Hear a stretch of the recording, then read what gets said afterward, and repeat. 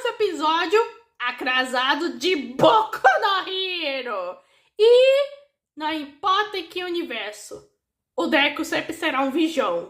O episódio começa alguns dias atrás, onde o All Might está explicando sobre o plano A e o plano B, onde eles terão que separar o Shigaraki do All For One. E caso eles se juntem, vai ser uma guerra invencível, impossível de vencer. E meio que isso não ocorreu com a Star, porque eles estavam tentando evitar que chame isso pelo nome. E o que eles precisam dar é dar 10 km de distância, o que é o mínimo necessário para essa vitória. Além de tentarem resolver o lance do Dabi, que se ele se interferir na linha de frente, vai os atrapalhar. E não só o Dabi, mas também o resto dos vilões. E nisso eles dão um recap necessário, que é primeiro usarem a lavagem cerebral na família do Aoyama, depois usar esse sistema Make Croy para separar os vilões, e depois usar o Aoyama, que tá cooperando o dedo Kurogiri, para meio que ir para cada vilão e ir pro seu destino. E só precisa de 5 lugares para separá-los. Shigaraki vai pro caixão no céu na UA, e esse ataque tem que ser secrado no Midori, que vai incluir o Bakugou, o Best Genius, o Ed Shot, a Nejiri, o Tamaki e a Miko. A Foan vai pro campo de Gunga, onde ficava o ex-QG dos vilões, e vai ser secrado no Endeavor e no Hawks. Além de ter o Woods e o Tokoyami. Dabi vai pra Camino, onde meio que o Shoto vai enfrentá-lo. Além de ter os sidekicks do Endeavor e o líder. Já Toga vai ir pra ilha de Okuto, já que é impossível prever o movimento dela. Onde está a gangue o Gangue O, que sua equipe, e também a Uraraki e a Tsuyu. Já o resto de vilões vai ir pra Dakoba. E os vilões que não conseguem ser separados vão usar os restantes heróis que sobraram. E as chances do Kurogiri e do Gigantomachia serem os próximos a serem recuperados. Então também proporcionaram meio que pessoas próximas meio que a esses lugares. Então vão realizar essas operações paralelas no meio disso. E é assim que são decretados esses planos finais. E eles vão no momento onde tá o Aizawa percebendo: cadê o Deku?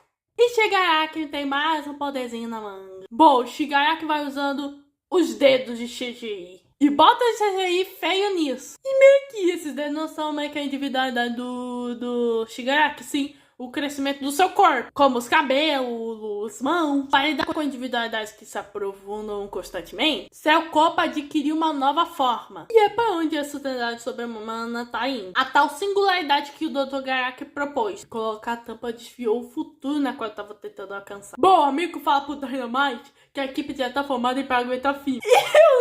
E o Katia é o deus das explosões explosivas Dynamite. E ela, atrevido. E, gente, eu adoraria ter mais interação desses dois.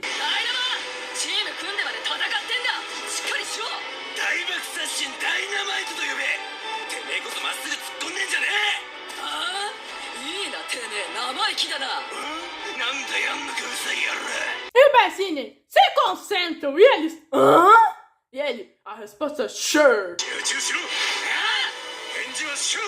Bom, chega meio que uma das Pussycat falando que o Midori entrou em contato. E o Deku revela que foi pego pela Toga e tá na ilha Okoto. Então o Tamaki fala pra eles precisarem meio que do Midori de volta meio que no ar. Mas não dá, porque o Monoma não consegue copiar duas individualidades ao mesmo tempo. E que vai levar cerca de 10 segundos para mudar do apagar para o up. E além disso, as mãos estão se multiplicando. E se elas conseguirem usar o decaimento, já era. Então eles falam pro Midori ir sozinho. E até lá vou ter que segurar o Shigaraki. Então eu vou tentar segurar aqui o cara. E nisso vamos pra ilha Okoto. E do nada, meio que o Persnick começa a narrar o que é a ilha Okoto. Como se isso fosse meio que um reality show do Discovery Channel. Enquanto isso tá o Gangioka encarando o Nomo. E o Gangioka vai tentando lidar tanto o Nomo quanto meio que os vilões que estão aí. E nisso temos o retorno daquele vilão que tem os dentes gigantes que só quer comer carne humana. Enquanto isso, o Uraraki e o Deku estão lutando contra os vilões, como se fosse um casal. E o Deku fala que ele vai ter que precisar ir sozinho sem o App. Nisso já aparece a Toga e já tentou desfaquear o Deku. E eu não quis isso, vá. Porque a ama. E o Deku vai percebendo que sua quarta individualidade meio que não foi ativada, porque mesmo quando quase tá se esfaqueado, ou seja, a menina tem um amor, pois o perigo dela não é reconhecido como um perigo de verdade. Então o Deku pergunta o que ela quer com ele. E ela: quero você como meu namorado. E ela, com essa feição pura, machuca as pessoas. E aí o presidente volta a narrar e diz: Izuku Midori é o 9º portador do One for All. E é o mais importante para nesta batalha. Desde que a sociedade sobre-humana começou, a gente por trás das cenas do Japão e de todo mundo, estava a seu inimigo mortal, All for One. Até agora, Toga se encontrou com ele várias vezes, mas ela nunca falou diretamente com ele. Então ele nunca percebeu que ela gostava dele. E ele, namorado? E não importa o que aconteça, Deku é um nerd fedorento virgem. De acordo com as palavras do President Nick. E, gente, essa cena é intocável. Porque é o Deku ficando nervosinho e o President Nick chama o Deku de virgem, nerd virgem à toa. De graça.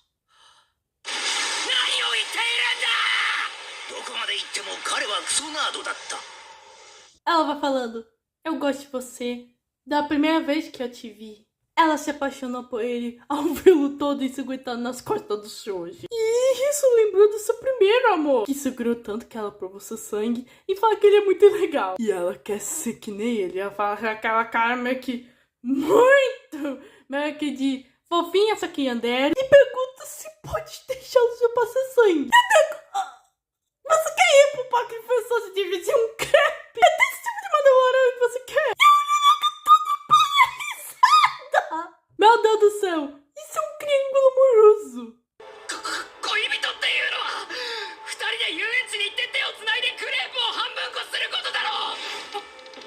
Bom, para Toga, chupar o sangue dele significa se tornarem um só. E a única forma de deixá-la satisfeita. E nisso a Uraraka lembra da conversa que ela teve com a Toga na guerra de Shaku. Bom, o Deku vê que ela mais uma vez apagou sua presença. O sensor de perigo dele não consegue senti-la. E de certa forma é uma inimiga perfeita pra ele. Bom, o Deku fala que não sabe desse tipo de coisa, pois sempre quis ser forte que nem o All Might. E entende a sensação de querer ser igual à pessoa que você gosta. É então que ele pergunta, por que ela não quer que os seus sentimentos sejam iguais também? Porque ele nunca pensaria em machucar uma pessoa que ele ama. E a Toga, ouvindo isso, só sorri. Enquanto se lembra dos seus pais. Além dela meio que se lembra das palavras, meio que de uma das amigas do Redestro e da própria Uraraka, a Toga abre os olhos. E ela fala, Izuku, você é igual ao Chaco. E nisso o Deku e a Uraraka começam a pensar, meio que lembra da conversa que eles tiveram antes da guerra, dessa guerra começar. E a Toga vai pensando, somente os heróis e as pessoas, aqueles que protegem são pessoas, então eles não podem se misturar. E a Toga já tenta lutar contra o Midoriya usando meio que a sua máscara. Então a Uraraka já imobiliza a Toga. A Uraraka fala que sempre esteve pensando na Toga desde que se encontraram. Boa, a Toga meio que não pensou mais nela. E achou que o Izuku queria entendê-la, mas isso não meio que me interessa mais. A Toga já se separa da Uraraka e fala que se o mundo a rejeitar, ela também vai rejeitá-lo. E nisso ela dá uma facada na Uraraka, meio que falando que ela achou que entenderia, porque elas são iguais. E nisso o Deku e a Tsuyu vão ao resgate da Uraraka. E o Deku quase ia falar Asui. Mas como ele lembrou que a Tsuyu não gosta de ser chamada de Asui, ele só chama pelo nome Flor. Bom, o Uraraka fala que tá bem, só foi um arranhão. E fala pra eles recuperar a faca, pois tem sangue nela. Tsuyu fala que ela é o adversário mais imprevisível. Por isso é colocar numa ilha isolada, mas o tiro saiu pra culata. Bom, a Tsuyu fala pro Deku ir embora, porque tem coisas mais importantes do que namorar. Enquanto meio que ela e a Uraravati vão lidar com a Toga. Mas Deku parece mais preocupado com a Uraraka. Mas o Uraraka fala pro Deku derrotar o Shigaraki. E o Deku mais uma vez lembra da conversinha no prédio que eles dois são mexicanos. Mas Dequinho ainda parecia preocupado. Mas ela fala pra ele ter boa sorte. Esses dois se amam, mas nada de pegação.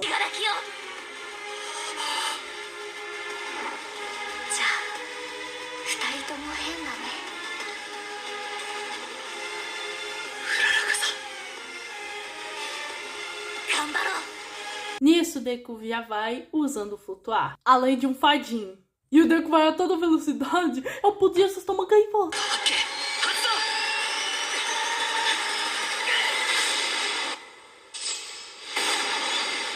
Bom, o Deku também vai usando o Air Force para dar ar e equilíbrio e propulsão. Nisso aparece o segundo portador, falando que ele tá abalado e que isso tá interferindo na sua decisão. E as partes reforçadas não cobrem meio que o 100% do All for One. O overall. E até pergunta se ele tá pensando se machucar antes de chegar no campo de batalha. Nisso, o cara pergunta se ele tá planejando usar o seu poder meta. E aí já disse que isso seria a última escolha. Com o fortalecimento do One for All, seus poderes meta também se fortalecem. E com o resultado se torna um poder muito especial. Não é algo como era usado no passado. Então pede pra nos desesperar, pois isso seria uma batalha pro futuro. E quem acredita nos amigos do Deku e que parece que possa concentrar no seu campo de batalha? Uraraka e Tsuyu já vê que o Deku foi embora. E a Tsuyuma que sabe que o Deku não conseguiria ignorar a Toga. E também ela não conseguiria, não aguentaria que um segredo tão importante, que é o fato da Uraraka ter se apaixonado pelo Deku, que é um segredo tão importante ser revelado assim. Enquanto isso, a Toga quer ser o que ela quer meio que ser e viver o que é natural pra ela. E meio que ela tá conseguindo do Try. Bom, ela disse que é Himiko Toga e ela não precisa de super-herói. Mas Uraraka meio que quer continuar a fazer o que é natural pra ela, como Ochaku Uraraka. Enquanto isso, já vão pra caminho, onde vários heróis meio que já acabaram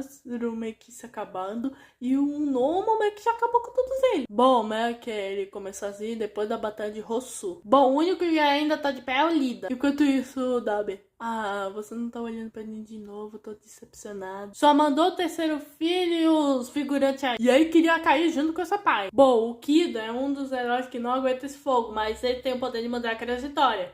E aí tá agindo com frieza e lógica desde os 10 anos que tá trabalhando com o Endeavor. Então ele quer seguir o que ele vier mandar. Bom, pra Barnier, não se pode ser a situação da família do Andy pois não teve nenhuma mentira no trabalho dele até agora. E o Fedor de Asa confiou no Shoto pra fazer isso. Bom, o Shoto fala pro Dabi que ele entendeu tudo errado. E que ele não tá aqui porque o mandaram. Sim, porque ele mesmo quer parar meio que o Dabi. E o Dabi é a pecinha justo que o papai meio que quer. Seria se eu ignorasse que continuasse sendo um super-herói. No final, é uma guerra de 1 contra 1. Não é um monte de soldados agindo por ordem de alguém. É o resultado de cada um liberando seus sentimentos. Por exemplo, a Toga quer viver com liberdade. O Spinner quer mudar o ambiente. O Shigaraki quer destruir tudo. Essas histórias se acumularam e meio que foram taticamente aceitas. E a sociedade sobre-humana chegou ao limite. Esse é ele. É aí que o Shoto faz a pergunta: se o Dabi tava vivo, por que ele nunca voltou pra casa? Então o Dabi decide contar, porque ainda é o irmão do Shoto. E o episódio termina com o Dabi indo contar sua origem, bem na hora ele queria contar sua origem. Eu quero agora! Bom, esse episódio serviu para meio que estabelecer a batalha da Uraraka e da Tsuyu contra a Toga. E, gente, foi muito engraçada a parte da Toga pedindo o Deku em namoro. Sendo que o Deku é um nerd virgão, ele não sabe reagir muito bem a namoro. Ou seja, mesmo meio que de todas as formas dele amadurecendo, ainda não reage bem ao namoro. Vamos ver se no final dessa guerra, meio que o Deku meio que tem um pouco de maturidade meio que romântica. E no próximo episódio teremos meio que a segunda parte da origem do Dabi. A gente viu meio que as causas meio que da família Todoroki, meio da transformação meio que aos poucos do Dabi, da sua mentalidade, mas a gente não viu as consequências na qual meio que fizeram Dabi ser o Dabi. Para a cara de pau de todo mundo, essa animação vai estar bem animada. Esse foi o episódio 7 da 7ª temporada de Boku no Hero. Se inscreva no canal, ative o sininho, compartilhe, comenta, e fui.